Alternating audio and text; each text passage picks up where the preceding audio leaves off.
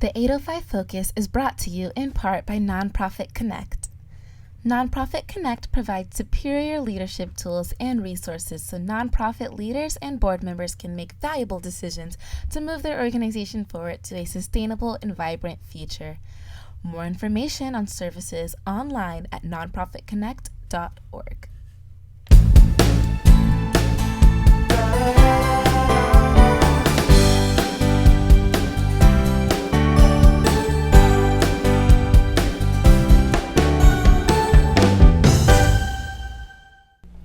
Welcome to 805 Focus. I'm Dr. Cinder Sinclair with Nonprofit Connect, and we will be bringing you the latest on your favorite nonprofits today. So get ready to be inspired. Our special guest today is Lindsay Leonard. Lindsay is the Executive Director of the Alzheimer's Association. Welcome, Lindsay. Thank you, Cinder. I'm so grateful to be on the show today. Oh, we really appreciate you being here.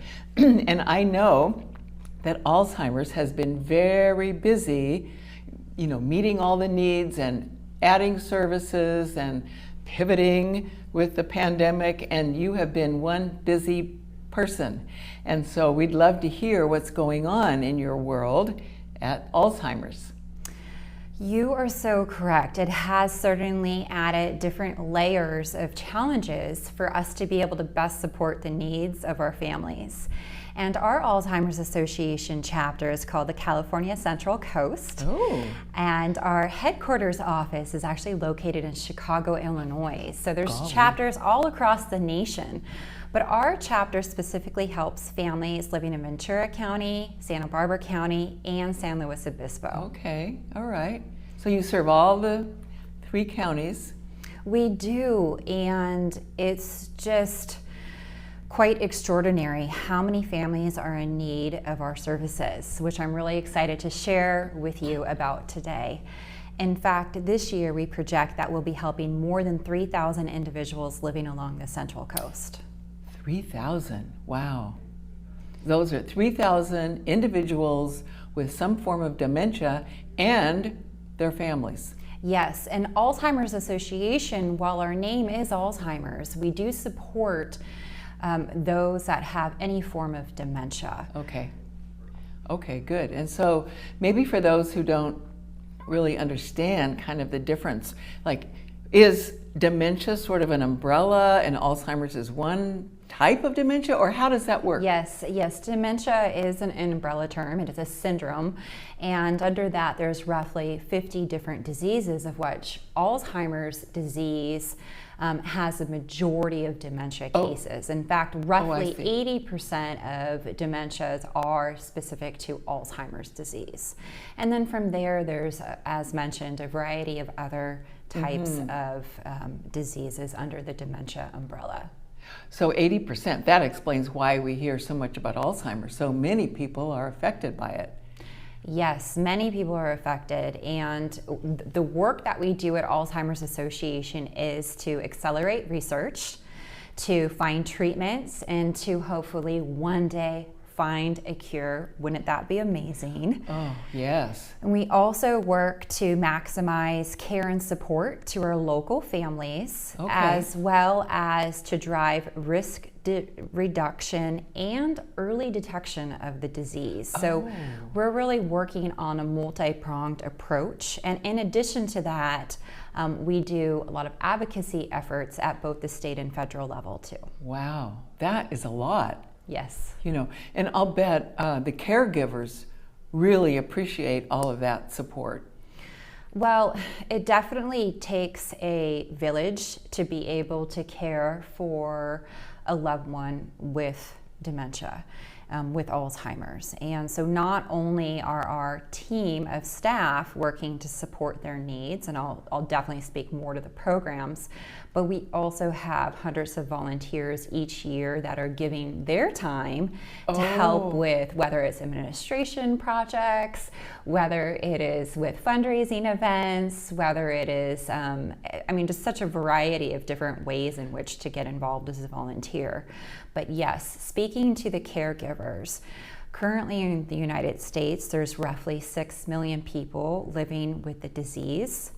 And there are about 11.2 million caregivers that are unpaid in the United States. And tragically, this is a disease that is projected to just grow in numbers. Yes. In fact, by 2050, the projection is that there'll be about 14.8 million people living in the United States. So this is truly not only a global epidemic, but a national crisis. And that is part of the reason why Alzheimer's exists, is to be able to find, again, treatments, drive risk reduction, as well as to be able to provide that localized care.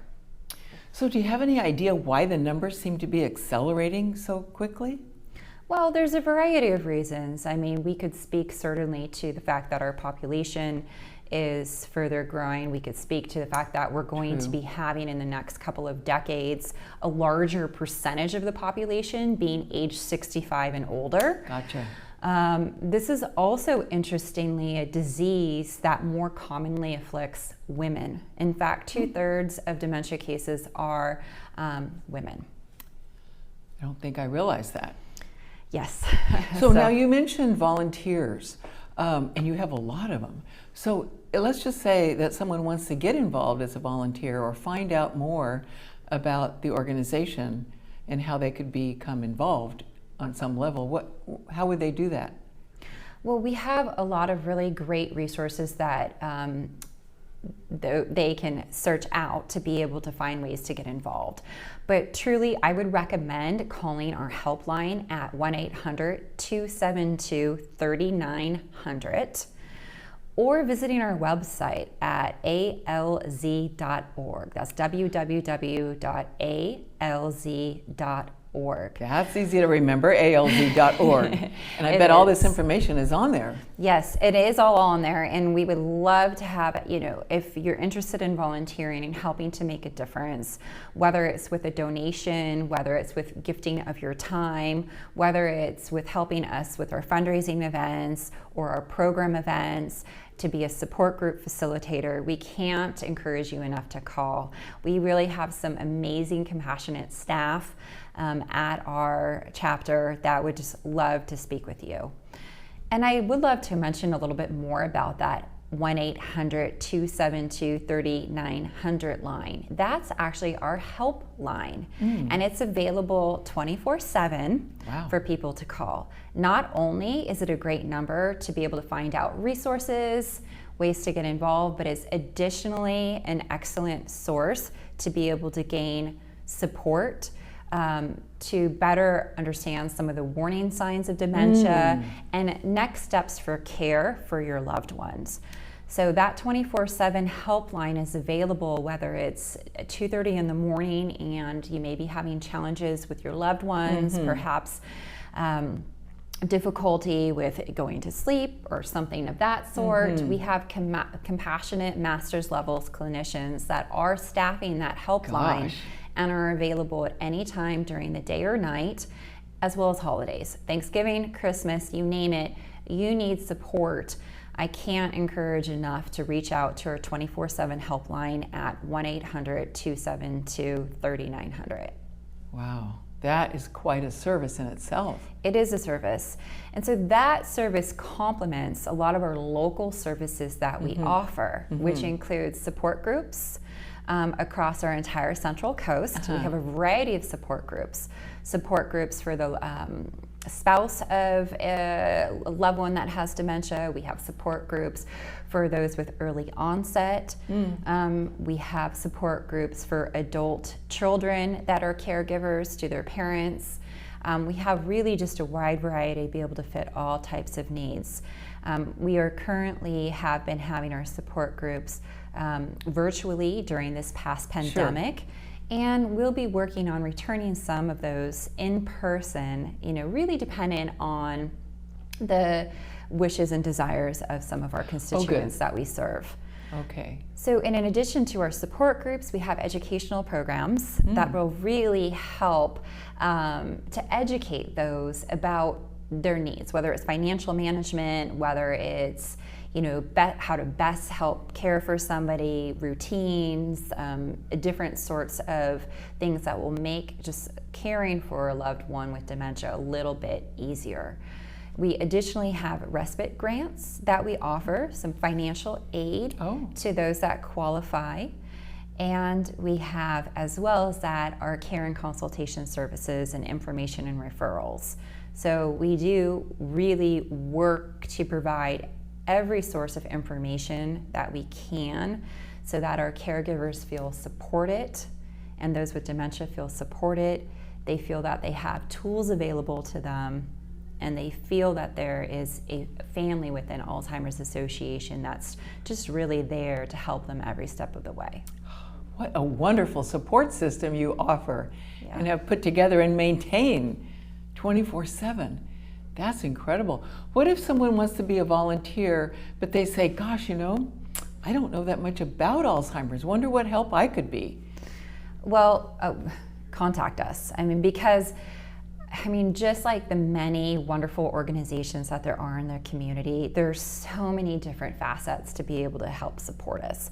Whether it's with marketing efforts, whether it's, at our office, maybe there's a skill set with writing or filing, or perhaps it's being out there and helping us to be a spokesperson for the work that we do, and speaking and really helping strum up support through social media and other ways. So anyone and everyone Yes, can come and absolutely volunteer. Yeah.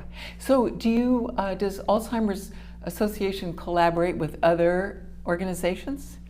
Yes, we are very grateful that there are, so many other wonderful organizations up and down the Central Coast, and we are absolutely stronger when we work together to be able to help the families that we mutually serve. Great. Yes. And so you do that in all 3 counties? Yes, we do. And we have a lot of resources that we will help to direct our families to, dependent on their particular needs. And so Alzheimer's is a nonprofit organization, 501c3, and I'll bet you accept donations, financial donations.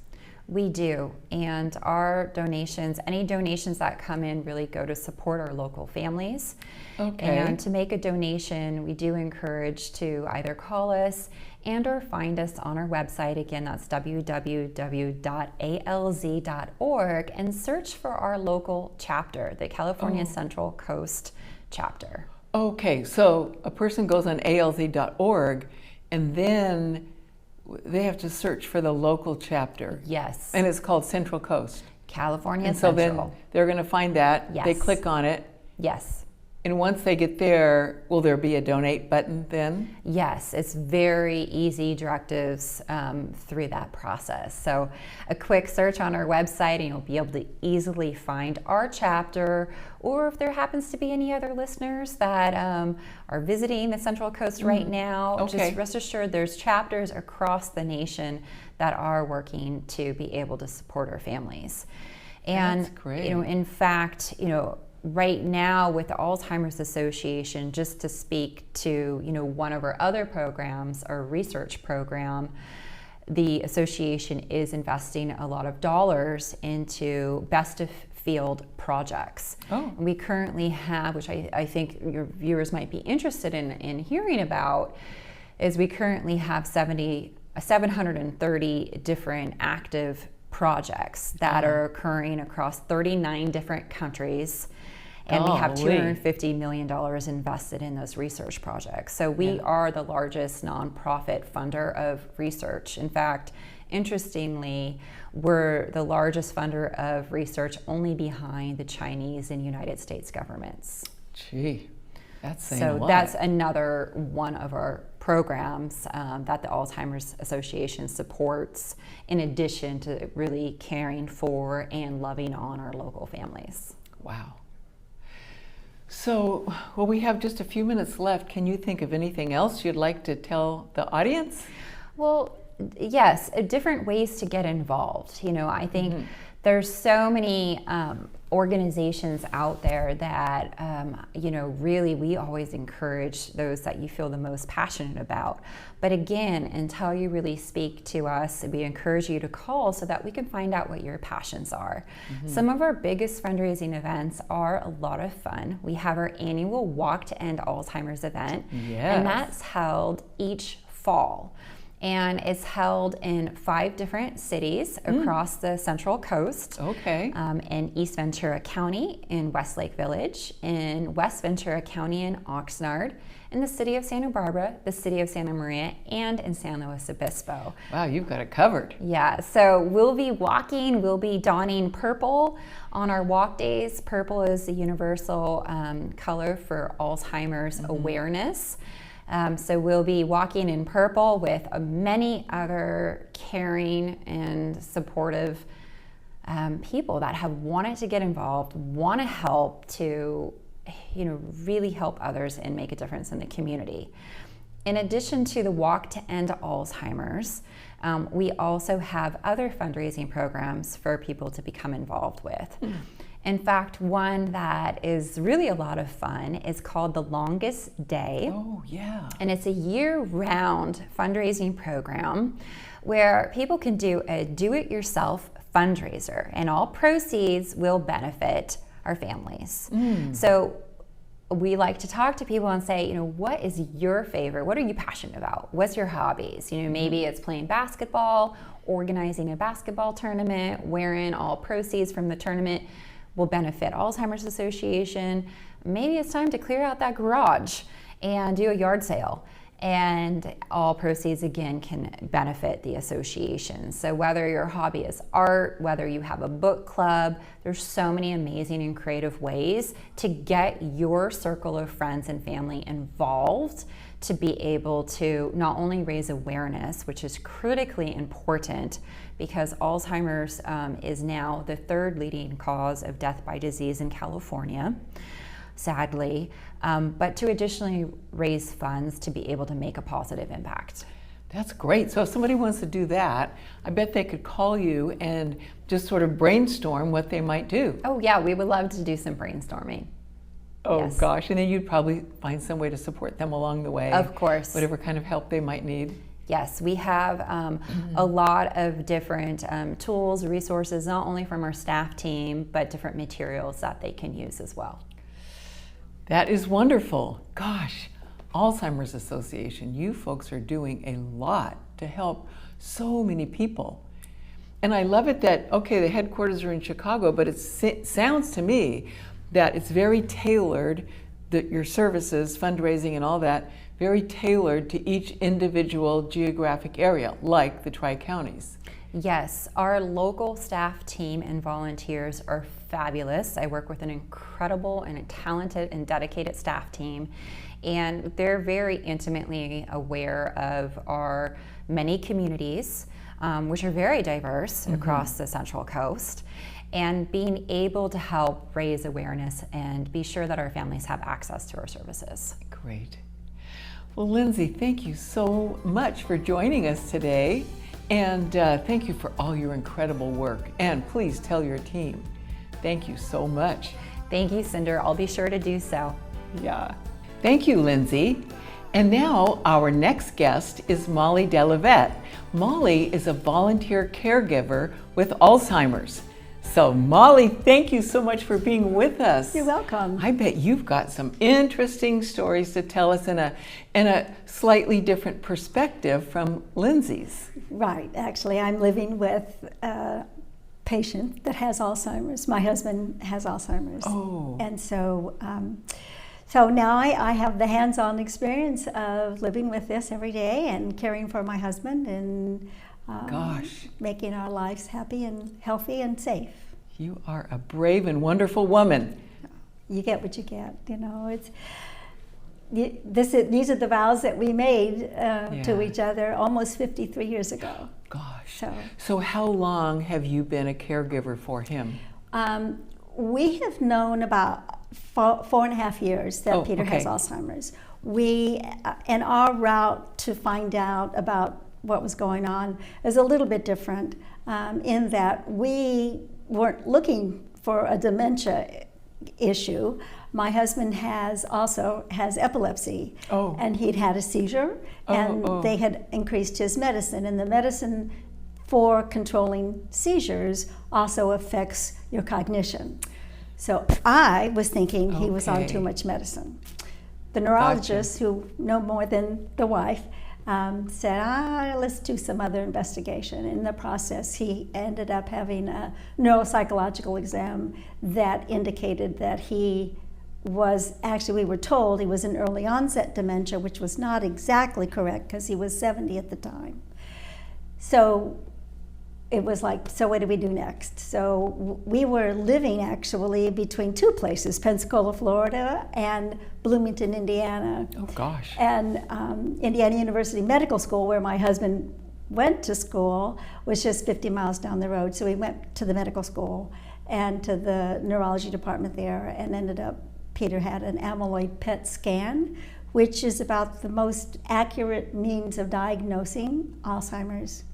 And the result was that for a 70-year-old man, he had more amyloid PET proteins in his brain than normal. We all have some of these amyloid proteins, but for a 70-year-old man, he had more than he should have. So here you found this information out, and how did you get involved with the Alzheimer's Association?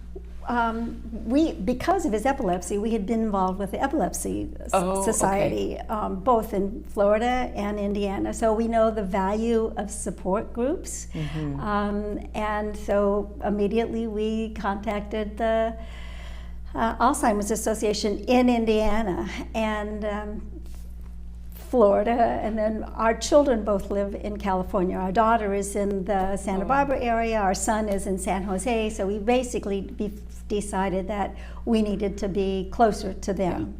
So once we got out here, we again contacted the Alzheimer's Association, and Peter was actually asked to serve on the board of directors. He is on the board of directors of the Alzheimer's Association. This board always prefers to have somebody with the diagnosis on their board. Wow, that is great. Yeah. So here, this 4.5-year process for you now, thus far, what has surprised you about the process? Well, I'm grateful actually that Peter's dementia is increasing gradually. I know what there is to come because the Alzheimer's Association offers wonderful classes for us that we can take. The one that I felt was probably the most beneficial was called the Savvy Caregiver.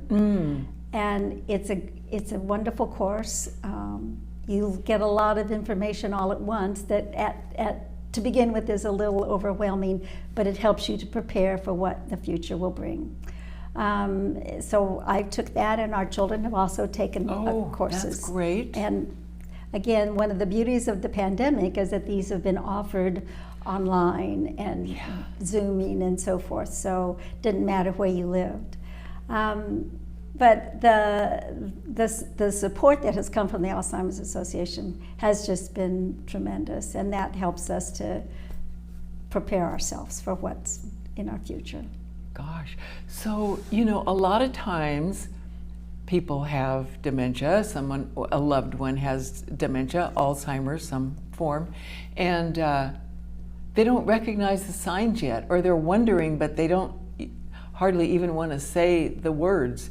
So what advice might you give someone who's thinking that I might need some help here? Well, I think that we all realize that in the process of aging, our memory does fade. But there's a difference between forgetting why you walked in the room for something and constantly repeating, what day is this? What day is this? Or not finding things where they belong, keys in the refrigerator, things like that. Find out what's going on. The sooner you know, the better your family can adjust, not only the person that has the dementia, but the family, the support group for those who live with it. And it, as Lindsay said, it does take a village. It takes a lot,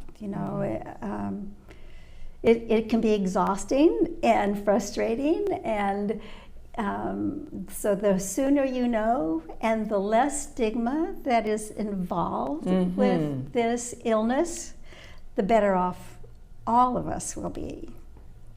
And so, going on along with the idea of it's better to know sooner than later, are there some meds of some sort that doctors can prescribe that sort of, obviously don't cure it, but sort of reduce the spread of it? Correct. Right now there is no cure, and that's the given, and that's what all the fundraising is to help to find, and there's lots of research going on, and I have friends who have participated in some of the studies.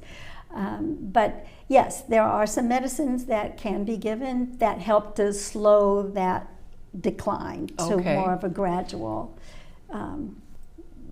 change.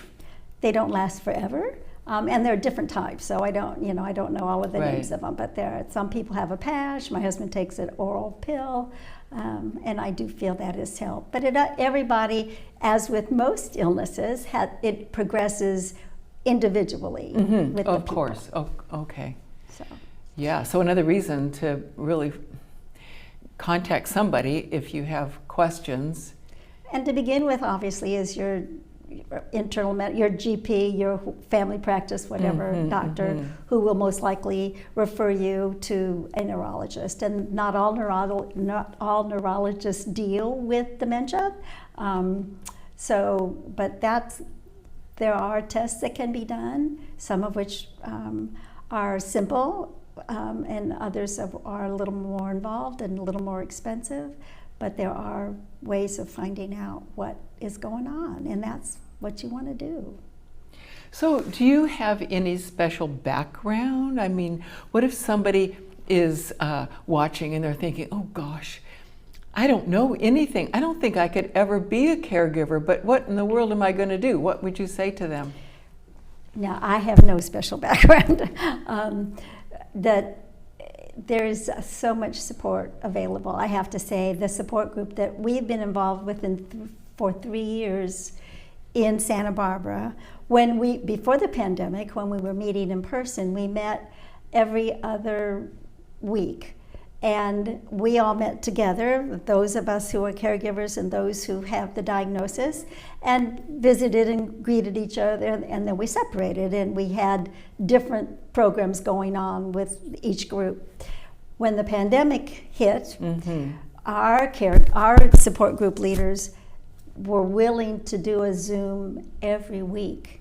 So for the past year and a half, we have been having support every week, which has been super wonderful for those of us who are the caregivers, and great for those who have the diagnosis. It gave them socialization, even though it's on your computer screen. Yet, we were also isolated, and that is not good for people with dementia. It's not good for anybody, but it's really more difficult for those that have dementia.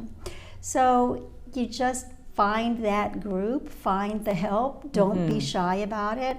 I had a friend an acquaintance come up to me the other day and said, my doctors just told me that I need to make my diagnosis a little more public, and that's what you need to get the help, because it's a scary diagnosis. Yes, it is.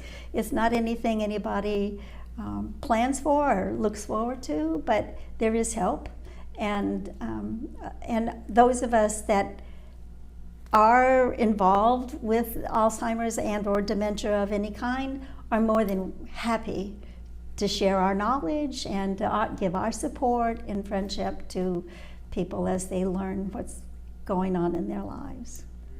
So whether a person is a potential Alzheimer's patient or caregiver, they should contact Alzheimer's Association ASAP, because the sooner they find out the information they need, the better able they're going to be to address it, and probably the less fear that they will have.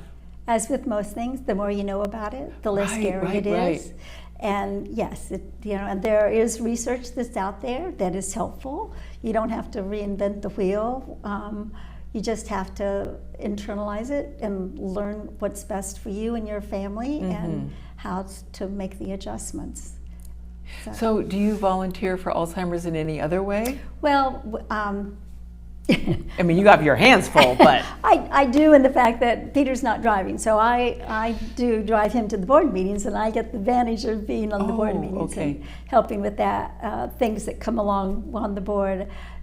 Yes, so and also we've been very involved with the walk and the fundraiser for that, and that's a lot of fun, I have to say, but it's a great thing to be a part of. So. Yeah, I've been on that walk. That's very fun. Yeah, it is fun. Yeah. Even last year with the pandemic, we had a good time with it. So yeah. Our little group that met, and we went up and down Coast Village Road. And, oh gosh! And it was, not the normal fundraiser that was with everybody, but it was still fun to have our little group together. Well, this is great. So, can you think of anything else that you'd like to share with our audience? Well, I think that the main thing is realizing that this is a disease like any other disease. Yeah. It just doesn't have a very good cure at this particular point in time. And it's something that we need to work together as a society, as a country, and as the world to help to find the answer to this, that we have a cure. Yeah. Well, Molly, thank you so much for sharing your experiences and your heart with us. We appreciate you so much, and we're cheering for you as you march down that road of service. Thank you. Thank you. And thank you for joining us on 805 Focus, and we will see you next time.